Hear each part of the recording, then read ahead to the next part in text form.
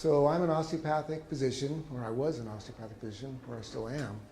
But I want to go, like Teresa showed you the pendulum, I want to move back in time a little bit to a man named Dr. Still, who was the founder of osteopathic medicine. And that was 110, 20 years ago, when to become an MD, you had to be an apprentice. So you learned to be a doctor by working with a doctor. You didn't actually go to medical school. There might have been a few medical schools, but you didn't have to go. And then, kind of like the old boys club, you became an MD. And those were mostly Caucasian, white doctors. They didn't think about allowing women to be doctors and so forth. Anyway, Dr. Still started the practice of osteopathic manipulation and treatment, which people ask me, how are you different than a chiropractor? I got that today a lot, so I'm going to answer that here too. The difference is that osteopathic principles teach you that there is a visceral somatic or a somatic dysfunction. In other words, if you have emphysema, let's use that one, then you're going to have problems in your spine, in your back, that are related to emphysema. And you can go to the MD doctor and be prescribed 5, 10 different medications and come to me and say, I can't breathe. And I'm on all these medications. Well, and I've had this exact experience happen to me where the man was on oxygen actually. And we did some manipulation on his spine and he could go back to his farm and work and get off some of those medications. So when you have a disease process in your body, it's going to cause your nervous system, your musculoskeletal system, and your lymphatic system, which is the fluid in your body, to get out of whack. And so with manipulation and with healthy living and more natural substances, you can defeat or get better quicker and without fancy pharmaceuticals that are unfortunately poisoning Americans today.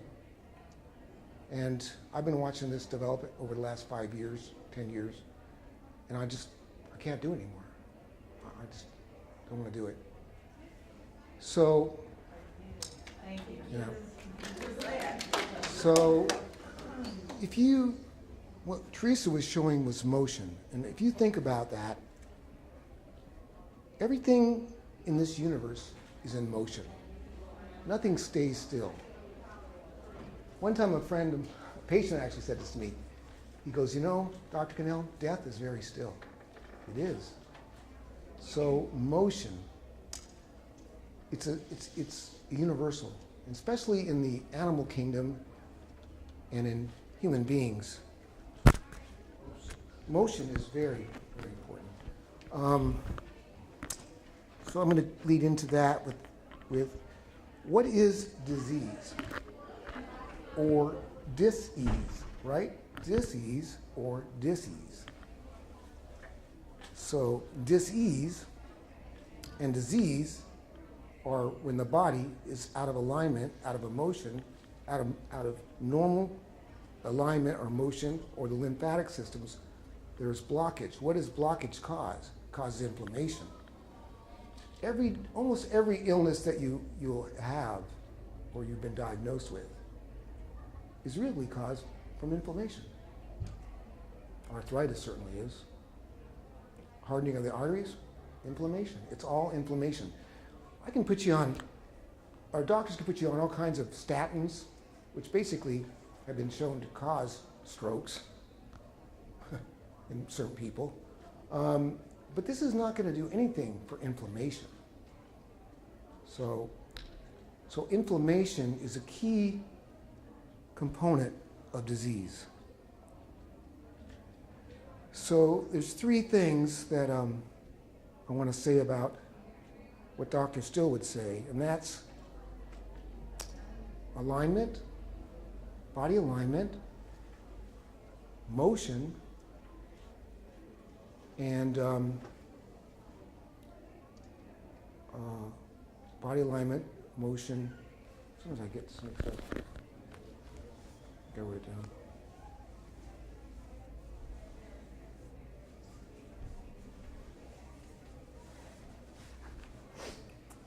What's the third one? Okay, so alignment, motion, and flow. That's the word I was looking for. Flow, thank you. So it came to me. I knew it would. Teresa brought it to me. It had to flow. Exactly. Exactly, it had to flow. So when I was a child, when I was younger anyway, I was with my grandfather. He's Italian. And I was having some emotional issues, anxiety and so forth. And he took me onto a bridge and he goes, "Benny, look at the water. Look at the river." I looked at it. He goes, "Look, don't worry. The water, the river, it's going to flow." So really you need to let things flow. And that's all hooked into alignment, into your body alignment and your spine. If you think of your nervous system, which comes from your brain and travels down your spine, our nervous system is not an electrical system. It's a fluid electrical system. So it's about flow. And if there's a blockage in that flow, then there's going to be a disease process that follows. So by aligning the body, we can increase the flow of the nervous system and help you get better. So that's what manipulation does.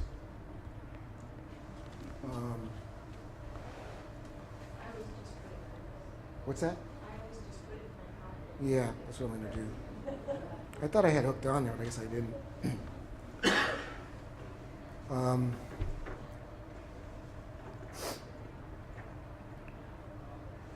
So finally, I would say I really want to go back to being an osteopath.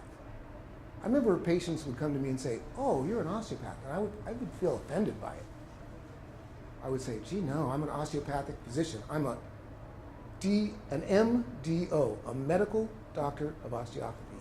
And that's how doctors are trained today in the osteopathic profession, and of course in the medical profession, medical doctors. So I want to go back to being more of an osteopath. So more of an old school doctor who, like Dr. Still, is going to try to help you in a way.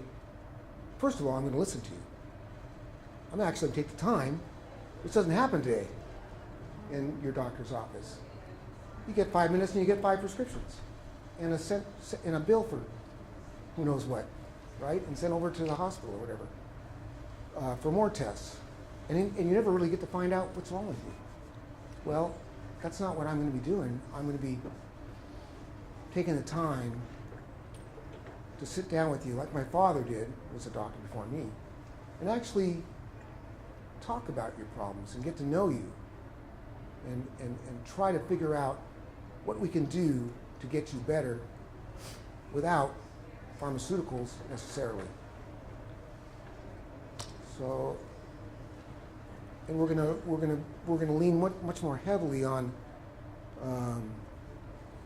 holistic medicine and, like Teresa mentioned, biofeedback and spiritual healing. And we'll sit down and talk to you about these doctors you've seen and what they said you had and never took the time to explain what really is wrong with you, and try to put it all together for you. I'll just give you another example.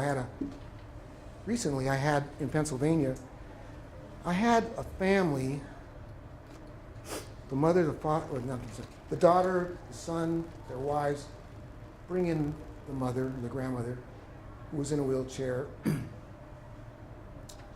her 80s, and she was gray. She wasn't talking, she wasn't moving, she was dying. And they said, Dr. Cannell, we came to you because we heard you were a good doctor, and would you mind taking a look at her? And they had a list of medications 15 long, or 20 long. I mean, including uppers, downers, you name it.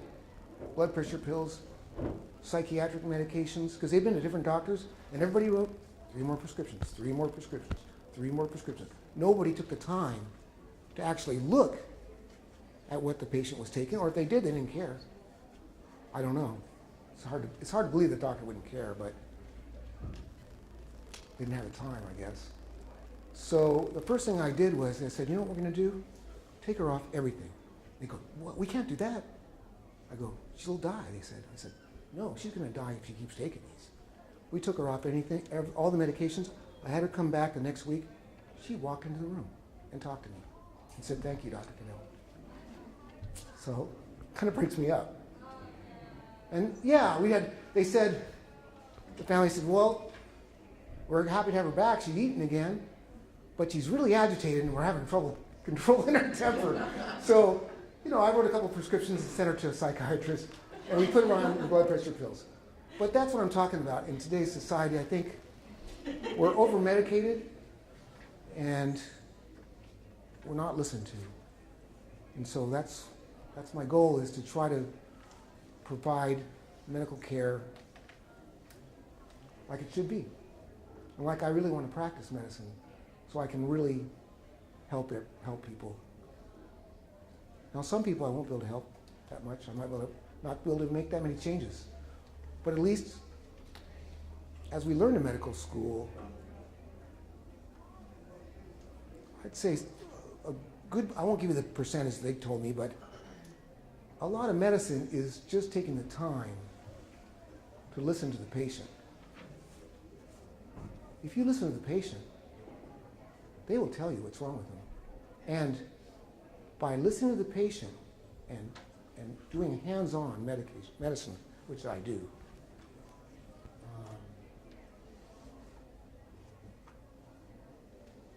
you're going to help so many people with just that. And they're going to feel so much better. And if they feel better, they will